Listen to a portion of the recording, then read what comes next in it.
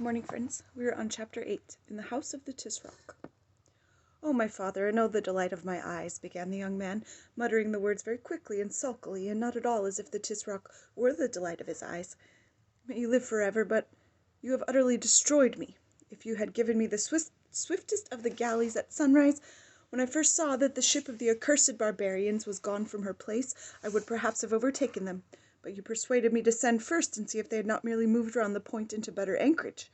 And now the whole day has been wasted, and they are gone, out of my reach, the false jade, the—" And here he added a great many descriptions of Queen Susan, which would not look at all nice in print.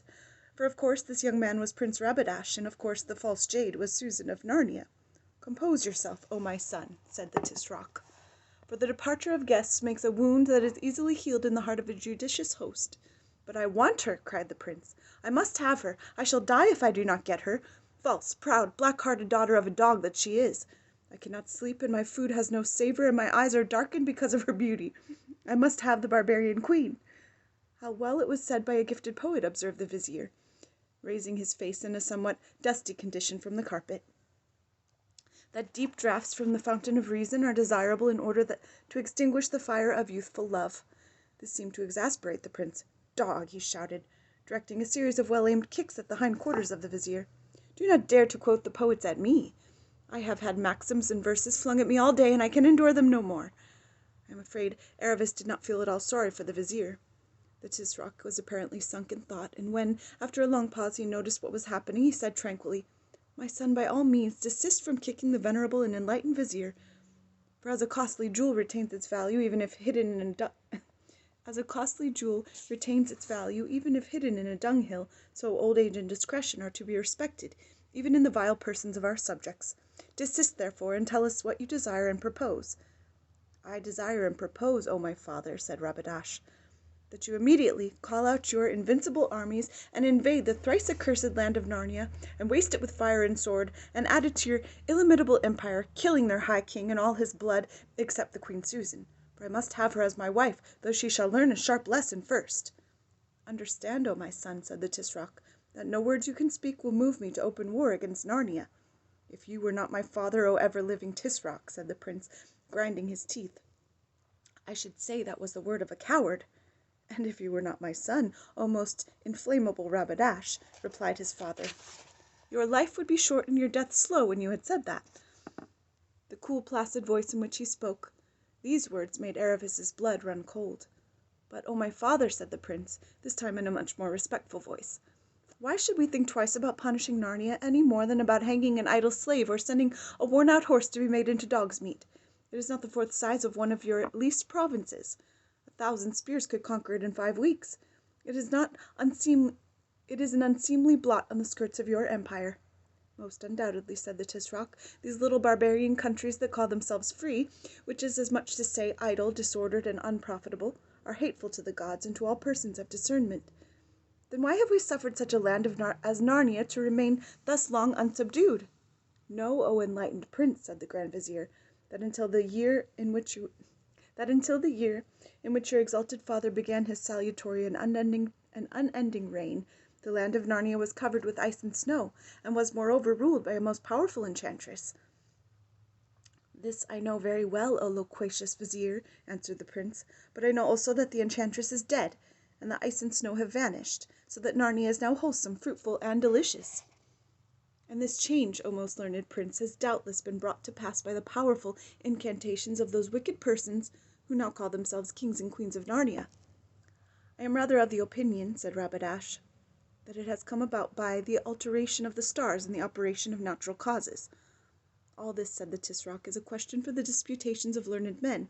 I will never believe that so great an alteration, and the killing of the old enchantress, were effected without the aid of strong magic. And such things were to be expected in that land, which is chiefly inhabited by demons in the shape of beasts that talk like men, and monsters that are half man and half beast. It is commonly reported that the High King of Narnia, whom may the gods utterly reject, is supported by a demon of hideous aspect and irresistible maleficence, who appears in the shape of a lion. Therefore the attacking of Narnia is a dark and doubtful enterprise, and I am determined not to put my hand out further than I can draw it back." "How blessed is Kellerman," said the vizier, popping up his face again. on whose ruler the gods have been pleased to bestow prudence and circumspection. Yet as the irrefutable and sapient Tisroc has said, it is very grievous to be constrained to keep our hands off such a dainty dish as Narnia. Gifted was that poet who said. But at this point Ahashta noticed an impatient movement of the prince's toe and became suddenly silent. It is very grievous, said the Tisroc in his deep, quiet voice. Every morning the sun is darkened in my eyes, and every night my sleep is less refreshing because I remember that Narnia is still free. Oh, my father, said Rabadash, how if I show you a way by which you can stretch out your arm to take Narnia, and yet draw it back unharmed if the attempt prove unfortunate? If you can show me that, O Rabadash, said the Tisroc, you will be the best of sons. Hear then, O father. This very night and in this hour I will take but 200 horse and ride across the desert, and it shall seem to all men that you know nothing of my going. On the second morning I shall be at the gates of King Lun's castle of Anvard in Arkenland.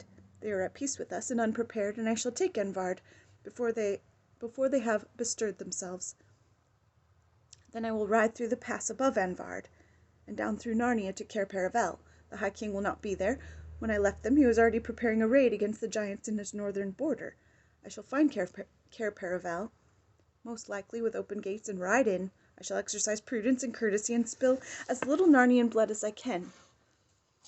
And what then remains but to sit there till Splendor Hyaline puts in, with Queen Susan on board, catch my strayed bird as she sets foot ashore, and swing her into the saddle, and then ride back to Anvard. But it is not probable, O my son, said the Tisroc, that at the taking of the woman either King Edmund or you will lose his life. They will be a small company, said Rabadash, and I will order 10 of my men to disarm and bind him, restraining my vehement desire for his blood, so that there shall be no deadly cause of war between you and the High King. And how if the Splendor Hyaline is at Cair Paravel before you? Do not look for that with these winds, O my father.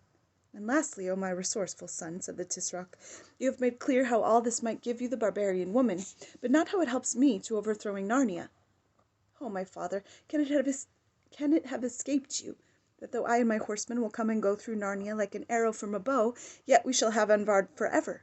And when you hold Anvard, you sit at the very gate of Narnia, and your garrison in Anvard can be increased by little and little till it is a great host. It is spoken with understanding and foresight, but how do I draw back my arm if all this miscarries? You shall say that I did it without your knowledge and against your will and without your blessing, being constrained by the violence of my love and the impetuosity of youth. And how if the High King then demands that we send back the barbarian woman, his sister? Oh, my father, be assured that he will not. For though the fancy of a woman has rejected this marriage, the High King Peter is a man of prudence and understanding, who will no way wish to lose the high honour and advantage of being allied to our house, and seeing his nephew and grandnephew on the throne of Kellermen. He will not see that if I live forever, as is no doubt your wish, said the Tisroc in an even drier voice than usual. And also, O my father, and O the delight of my eyes, said the prince, after a moment of awkward silence, we shall write letters as if from the queen to say that she loves me, and has no desire to return to Narnia. For it is well known that women are as changeable as weathercocks, and even if they do not wholly believe the letters, they will not dare to come to Tashbaan in arms to fetch her. O enlightened vizier, said the Tisroc, bestow your wisdom upon us concerning this strong proposal. O eternal Tisroc, answered Ahashta, the strength of paternal affection is not unknown to me, for I have often heard that sons are in the eyes of their fathers more precious than carbuncles. How then shall I dare freely to unfold to you my mind in a matter which may imperil the life of this exalted prince? Undoubtedly you will dare, replied the Tisroc, because you will find that the dangers of not doing so are at least equally great. To hear is to obey, moaned the wretched man. Know then, O most reasonable Tisroc, in the first place, that the danger of the prince is not altogether so great as might appear, for the gods have withheld from the barbarians the light of discretion, as that their poetry is not, like ours, full of choice apothegms and useful maxims, but is all love and war. Therefore nothing will appear to them more noble and admirable than such a mad enterprise as this of— Ow! For the prince at that word, mad, had kicked him. Desist, O my son, said the Tisroc, and you, estimable vizier, whether he desists or not, by no means allow the flow of your eloquence to be interrupted. For nothing is more suitable to persons of gravity and decorum than to endure minor inconveniences with constancy. "To hear is to obey," said the vizier, wriggling himself round a little so as to get his hinder parts further away from Rabadash's toe. "Nothing, I say, will seem as pardonable, if not estimable, in their eyes as this, hazardous attempt, especially because it is undertaken for the love of a woman. Therefore, if the prince by misfortune fell into their hands, they would assuredly not kill him. Nay, it may even be that, though he failed to carry off the queen, yet the sight of his great valour and of the extremity of his passion might incline her heart to him." "This is a good point, old babbler," said Rabadash. "Very good, however it came into your ugly head." "The praise of my masters is the light of my eyes," said Ahashta. "And secondly, O Tisroc, whose reign must and shall be interminable, I think that with the aid of the gods it is very likely that Anvard will fall into the prince's hands, and if so, we have Narnia by the throat." There was a long pause, and the room became so silent that the two girls hardly dared to breathe. At last the Tisroc spoke. "Go, my son," he said, "and do as you have said. But expect no help nor countenance from me. I will not avenge you if you are killed, and I will not deliver you if the barbarians cast you into prison.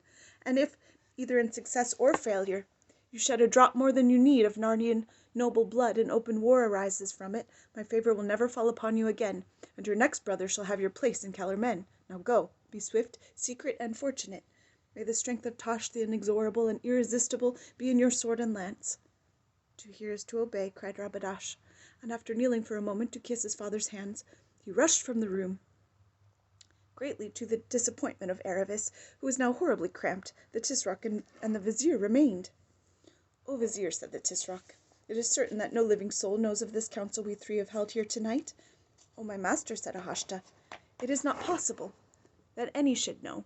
For that very reason I proposed, and you in your infallible wisdom agreed, that we should meet here in the old palace where no council is ever held, and none of the household has any occasion to come." "It is well," said the Tisroc. "If any man knew, I would see to it that he died before an hour had passed. And do you also, O prudent vizier, forget it. I sponge away from my own heart, and from yours also, the knowledge of the prince's plans. He is gone without my knowledge or my consent, I know not whither, because of his violence and the rash and disobedient disposition of youth. No man will be more astonished than you and I to hear that Anvard is in his hands." "To hear is to obey," said Ahashta. "That is why you will never think even in your secret heart that I am the hardest hearted of fathers, who thus sends my firstborn into an errand so likely to be his death. Pleasing as it must be for you who do not love the prince, for I see into the bottom of your mind." "O impeccable Tisroc," said the vizier, "in comparison with you I love neither the prince nor my own life, nor bread nor water, nor the light or the sun." "Your sentiments," said the Tisroc, "are elevated and correct. I also love none of these things in comparison with the glory and strength of my throne. If the prince succeeds, we have Archenland, and perhaps hereafter Narnia. If he fails, I have 18 other sons, and Rabadash, after the manner of the eldest sons of the kings, was beginning to be dangerous. More than 5 Tisrocs in Toshbon have died before their time because their eldest sons, enlightened princes, grew tired of waiting for their throne. He had better cool his blood abroad than boil it in inaction here. And now, O excellent vizier, the excess of my paternal anxiety inclines me to sleep. Command the musicians to my chamber, but before you lie down call back the pardon we wrote for the third cook. I feel within me the manifest prognostics of indigestion." "To hear is to obey," said the grand vizier. He crawled backward on all fours to the door, rose, bowed, and went out. Even then the Tisroc remained seated in silence on the divan, till Aravis almost began to be afraid that he had dropped asleep. But at last, with a great creaking and sighing, he heaved up his enormous body, signed to the slaves to precede him with the lights, and went out.